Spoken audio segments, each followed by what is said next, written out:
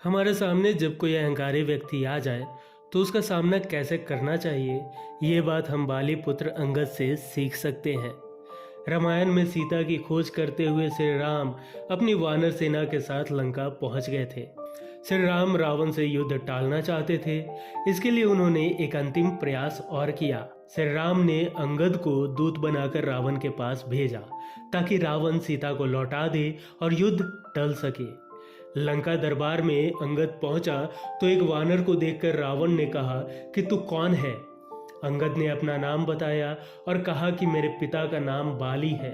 क्या आपको याद है कि आप मेरे पिता से मिल चुके हैं? बाली का नाम सुनते ही रावण के हाव भाव बदल गए। उसने बात करने का अंदाज बदला और कहा कि हाँ हाँ, मुझे याद है, एक बाली नाम का वानर था। रावण के हाव भाव देखकर और उसकी बात सुनकर अंगद हैरान था। अंगद ने सोचा कि जिसे मेरे पिता बाली ने 6 महीनों तक अपनी बाह में दबाए रखा था, वह रावण बाली को इतने सामान्य ढंग से याद कर रहा है। दरअसल रावण अहंकारी था और वह खुद को ही सर्वश्रेष्ठ और सबसे शक्तिशाली मानता था और दूसरों को भी जताता था।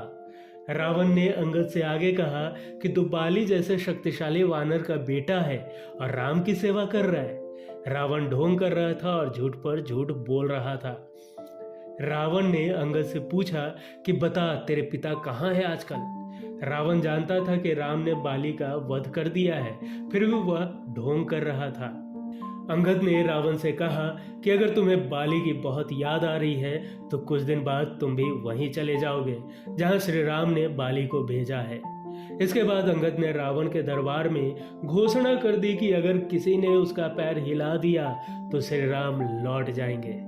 इस घोषणा के बाद रावण के दरबार में सभी लोगों ने उनका पैर हिलाने की कोशिश की, लेकिन किसी को सफलता नहीं मिली। रावण विद्वान और विश्व विजेता था, लेकिन अहंकार की वजह से रावण नाटक कर रहा था जैसे वह बाली को ठीक से नहीं जानता है। दूसरी ओर अंगद युवा था, लेकिन अपनी बुद्धिमानी से अंगद ने रावण का अहंकार तोड़ा।